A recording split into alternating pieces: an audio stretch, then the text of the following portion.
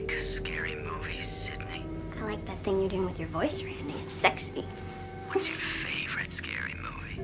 Oh, come on, you know I don't watch that shit. Why not? Too scared? No, it's just what's the point? They're all the same. Some stupid killer stalking some big-breasted girl who can't act, who's always running up the stairs when she should be going out the front door. It's insulting. She got it right, didn't she, when it comes to the horror film genre? It may be the cheesiest, most cliché genre to exist, but it is one of the most popular in Hollywood. But why is it that so many people like this genre? Is it the gore? Is it the jump scares? Is it the creatures that go bump in the night? I went out and interviewed people for their opinion on the genre. Do you enjoy watching horror films? I love horror movies. Yeah. Yes. No, I hate them. I absolutely love it. What is your favourite thing about horror? Pretty much anything. Just the adrenaline rush, if anything. The jump scares. I like the anticipation. Those elements of unpredictability, the adrenaline rush. Interesting. But what if Sydney's right? Horror is a genre that uses the same outcome, the same plot line, and the same stereotypes. But why has it become so popular? And is this statement really true? Horror, one of the first film genres, first appeared in 1889 with the film by the name of Le Manor du Diable, which stands for The House of the Devil. Movies that soon followed were the 1923's Hunchback of Notre Dame and 1925's The Phantom of the Opera. Films that brought in elements of love and romance on a genre that mainly dealt with creatures. But it wasn't until the 1930s and 1940s that its popularity grew. Some famous releases in this time include the original Dracula and Frankenstein. I mean, don't tell me you haven't heard of these films. But it didn't stop there. As soon as the 80s arrived, we were introduced to the famous slasher films. Halloween, Friday the 13th, Nightmare on Elm Street. To this very day, the names Mike Myers, Jason Voorhees, and Freddy Krueger are still famously known. This is the era where horror made its own name in Hollywood, and it had continued success through the 90s and early 2000s, with the release of remakes and sequels of popular horror films. The genre seems to evolve over time, adhering to the expectations of the changing audience. Therefore, the popularity of the genre increases.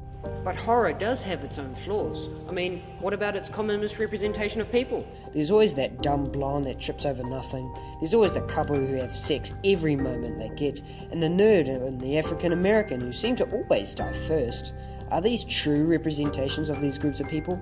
If not, is there a purpose behind this misrepresentation? To answer these questions, we asked Kate Roger, a film reviewer and reporter for TV3. Do you think producers misrepresent certain groups? Yeah, well, I agree that those conventions, when they pertain particularly to women, because, you know, it's the screaming, terrified damsel in distress, again, not necessarily specific to the horror genre, but that's always been a big part of it.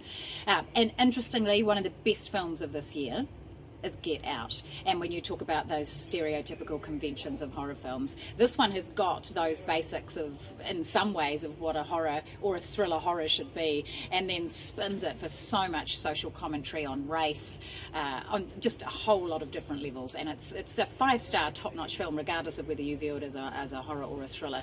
It messes with those conventions. It seems that the misrepresentation of people is used to comment on today's society, causing for some interesting after-viewing conversation, creating a rift in the way people think, which is what this genre needs. However, can these obvious stereotypes be its biggest drawback, making it predictable? I mean, people want what they pay for, right? They want to see what they want to see. So wouldn't there be a bias to one side in order to cater for the expected audience? Do you believe both genders are equally misrepresented? No, I don't. I do believe there's an imbalance when it comes to horror, in the sense that, as we were saying, it's a power game in a lot of respects. But then, yeah. No, I will stand by that to a degree, especially in the more old-fashioned ones. I think the audience is maturing along with the genre itself, so I think it's getting better. Would you think that horror films are more targeted towards males rather than females? Male, definitely. But it also comes back to what Hollywood greenlights generally, in the essence that Bridesmaids kicking off the fact that women can be funny, or Amy Schumer films. I mean, this is all super recent, where suddenly we're getting the Wonder Womans and we're getting these stronger female characters are getting their own movies, because basically Hollywood is realising it's not just about 12 to 30-year-old men who are paying to go to see Transformers and to go and see these big action blockbusters. So things are slowly changing, and I suspect it'll have the same impact on horror. Over time, the misrepresentation of people changed due to the change in target audience. Producers can't just target males, as there is more potential for money targeting females. However, this is only achieved through changing the representation of female characters. If producers were to keep the same stereotypes, audience members would get bored easily, resulting in a loss of appeal and money. More importantly, money. So it seems that people are less misrepresented in horror films as a result. This means that producers must cater for these expectations so that audience appeal for both genders is met, ensuring maximum profit is made. If misrepresentation is an issue of the past, what is the issue of horror now? Is there an issue now?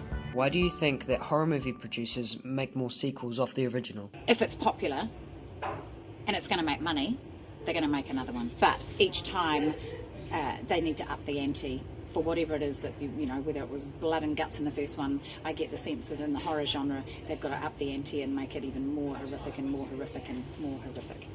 The reason for a producer to create a sequel is the tendency to make money. Yes, money again. It's all about the money being made. Sequels have shown to make more money than the original film. If you take a look at the Nightmare on Elm Street franchise, the first movie raised about $25.5 million, while the fourth installment of the franchise made $49 million. But why do producers make sequels, even though the story of the sequel is similar to that of the first? I mean, if you were to make 4 films about the same guy, wouldn't it be kind of repetitive and predictable? Would you think that the horror genre has become more of a joke due to its predictable nature? Sometimes. That is what people set out to do quite often. And not just scare. For some it's revolt and horrify and challenge a whole lot of conventions about how we feel about how humans should treat each other to that kind of nth degree. This subgenre of horror is really dragging down horror to a point of no creativity whatsoever, as it's only got a simple plot line and is focusing more towards torture and gore. As this is becoming more apparent, we are becoming more accepting of this, and more is needed to scare, and even more is needed to shock and terrify, meaning that they're using the same storylines over and over again in order to milk money from us. However, due to the nature of horror films, certain codes and conventions must be taken place. This restricts the genre into following a very similar pattern every single time, thus creating similar films, in order to reach the audience's expectations. This is disappointing to see this genre go in such a direction after the golden age between the 1930s and the 1990s, to then lead to years of remakes, sequels, copies, adaptations, prequels, and sequels with no heart in them whatsoever. All this genre needs is a spark, something to inspire, something new to fear, and who knows, you may be the one to create it.